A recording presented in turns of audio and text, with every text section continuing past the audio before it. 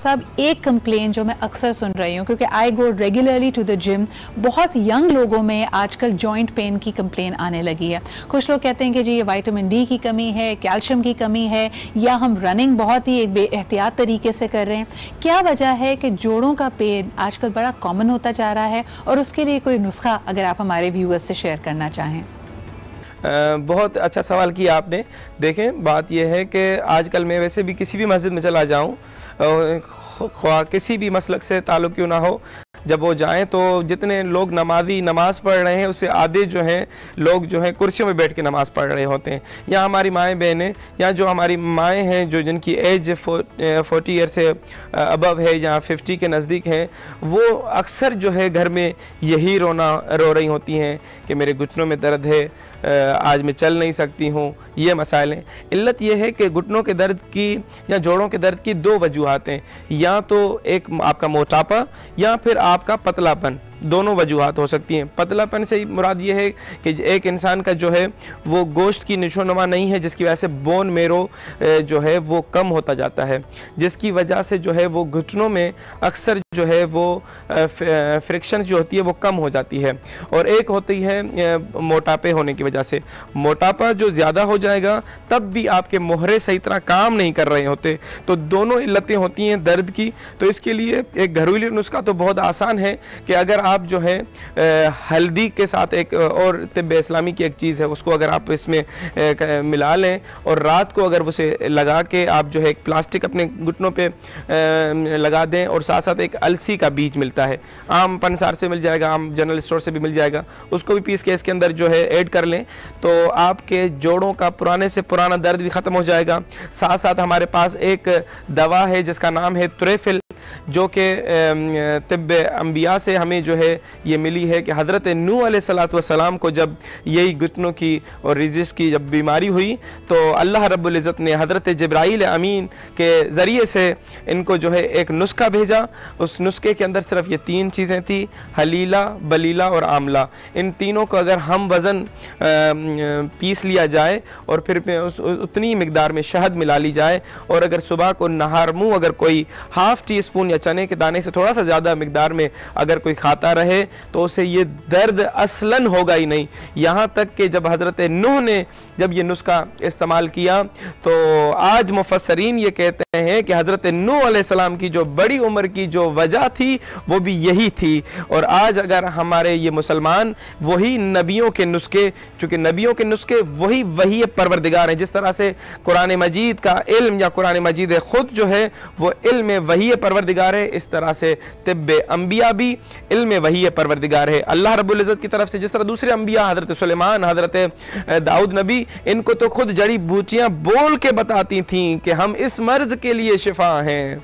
तो कितना बड़ा फ़ायदा हो जाएगा कि अगर ये दवाओं, ये घरेलू नुस्खों से अगर हम इस्तेफ़ादा करते हैं तो बड़ी से बड़ी बीमारियों से छुटकारा पा सकते हैं। और साथ साथ जो है इतने बड़े जो हम अखराजात करते जाते हैं जाकर हॉस्पिटल्स में डॉक्टर्स को दिखाते हैं, दूसरे मसाइल हैं, इन सब से हमारी जो है जान छूट जाएगी। मुफ्ती साहब, इसी तरह अगर मुहलिक बीमारियों का, जानलेवा बीमारियों का जिक्र किया जाए, उसमें सर फहरस्त आता है कैंसर, जिसके लिए लोग एक्सट्रीम मेजर्स भी लेते हैं। कई दफ़ा हम देखते हैं कि कीमोथेरेपी के बाद, रेडियो के बाद भी रिलैप्सेस हो जाते हैं। तो क्या कोई ख़ास चीज़ है जो हमारी ग़िज़ा में, हमारी रोज़मर्रा की ज़िंदगी में है, जो हम गलत कर रहे हैं, और तिब्ब अंबिया की रोशनी में हम किस तरह कुछ अच्छी आदतें अपना सकते हैं जिससे कैंसर को अवॉइड किया जा सके? बहुत ही अच्छा सवाल किया है, और वक्त के तकाज़ों के मुताबिक किया है कि आजकल ज़माने में मैं ख़ुद हैरान होता हूँ कि इतना बढ़ता हुआ ये मर्ज़ कैंसर का कि इसको किस तरीके से रोका जाए। असल में मैं आपको, मेरे जितने भी नाज़रीन हैं, मैं आपको एक बात बताता हूँ लिटरली कि असल में कैंसर जो है इंसान के जिस्म में ये बागी सेल होते हैं जो इंसान के साथ बगावत कर देते हैं, और उसी बगावत की बिना पर वो कैंसर हो जाता है।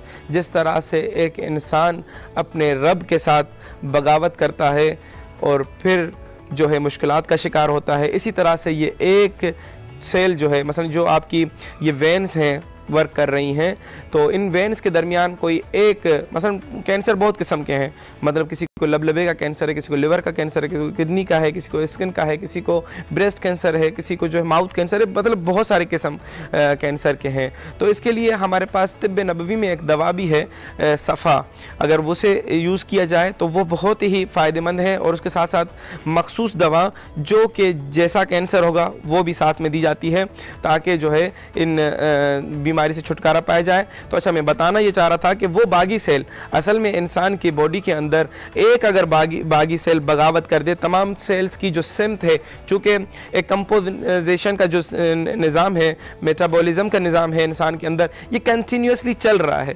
वो उनकी एक जो हमारे ऑर्गेनिजम्स हैं, जो सेल्स हैं बॉडी के, वो एक सिमत में काम कर रहे हैं, चल रहे हैं। मगर अगर जैसे ही एक सेल ने बगावत की, वो उस जगह पर खड़ा हो जाए, तो पीछे से जो सेल आ रहे हैं समझे कि वहाँ पर वो टकराते जाएंगे और एक जगह वो जो है सेल्स की जो मिकदार है वो बढ़ जाएगी और इसी को कैंसर कहते हैं। और इससे बचने का बहुत ही आसान हल है।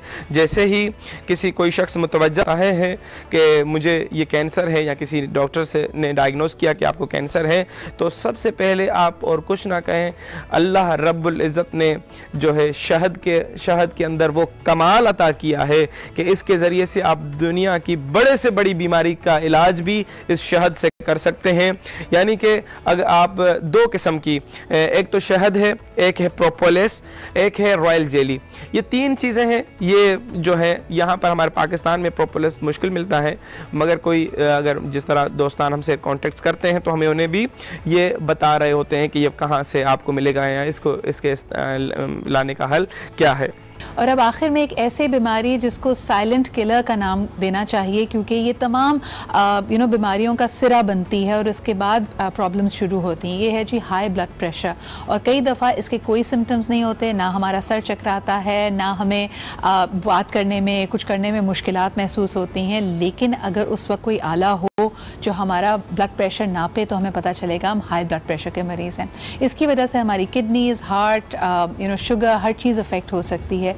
क्या हमारे पास तिब्बे अंबिया में कुछ ख़ास नुस्खा मौजूद है जिससे हम ब्लड प्रेशर को काबू में ला सकें? आजकल बढ़ती हुई एक बीमारी जिसको शुगर या जो है ब्लड प्रेशर कहा जाता है, जो कि इसका रेशो तो बहुत हाई है। मसलन हर 10 में से 9 लोगों को ये बीमारी हतमन मौजूद है उनके साथ। और साथ साथ जो है हमारे पास जो एक मेडिसिन्स दी जाती हैं एलोपैथी की, वो भी ऐसी मेडिसिन्स हैं जो कि एक बार अगर आपको दी जाएं तो फिर ये पूरी ज़िंदगी आपका पीछा नहीं छोड़ती, यानी कि कब्र तक आपको वो खानी है। मगर तिब्ब नबवी के बदौलत अगर आप तिब्ब नबवी के नज़दीक आ जाएं तो आपको पता चलेगा कि इनके बहुत ही आसान इलाज हैं। मसलन अगर किसी को ब्लड प्रेशर हो, उसको कंट्रोल करने के लिए एक जो छोटी वाइट पेपर जिसे कहते हैं, दकनी मिर्चें, अगर वो 3-4 जो हैं, अगर सुबह को कोई बंदा चबा ले और रात को चबा के सो जाए तो इसका कभी भी ब्लड प्रेशर जो है इंक्रीज़ नहीं होगा। और साथ साथ शुगर के लिए भी बहुत ही आसान हल, हमारे तिब्ब नबवी के अंदर भी 2 दवाएं, जिनमें से एक का नाम मुरक्कब 4 और एक का नाम अदसुल मुल्क है, और साथ साथ जामे इमाम रज़ा, ये वो दवाएं हैं। अगर मैंने तो यही वाला नुस्खा कम से कम पाकिस्तान में लाखों से ज़्यादा अपने जो है मुसलमान भाइयों को दिया, और जिसमें से कोई ऐसा शख्स नहीं मुझे मिला कि जिसने मुझे कहा हो कि मेरी शुगर ख़त्म नहीं हुई। यहाँ तक कि जिनकी शुगर 400 और 500 पर रहती थी वो कम होकर 120 और 130 के दरमियान आ गई, और वो आज तक मुझे दुआएं देते हैं। और ये भी ऐसा भी नहीं कि यही वही इस्लामी दवाएं जो हैं ये पूरी ज़िंदगी खा रहे हैं, सिर्फ 2 से 3 महीने कंटिन्यूसली उन्होंने दवाएं खाई और एहतियाती तदाबीर जो हमने बताई। जिस तरह से अगर कुल्फ़ा की सब्ज़ी जो बीबी फातिमा ज़हरा सलामुल्लाह अलैहा की पसंदीदा ग़िज़ा है, अगर उसे ज़्यादा खाया जाए तो इंसान के जिस्म में शुगर का कोई नामो निशान ही बाकी न रहेगा। इसी तरीके से कुछ और ग़िज़ाएँ जिसमें से गंदम की जगह पर, गंदम की रोटी की जगह पर जौ की रोटी खाई जाए तो वो भी आपके शुगर को बहुत ही ओवरकम करती है। जी किबला।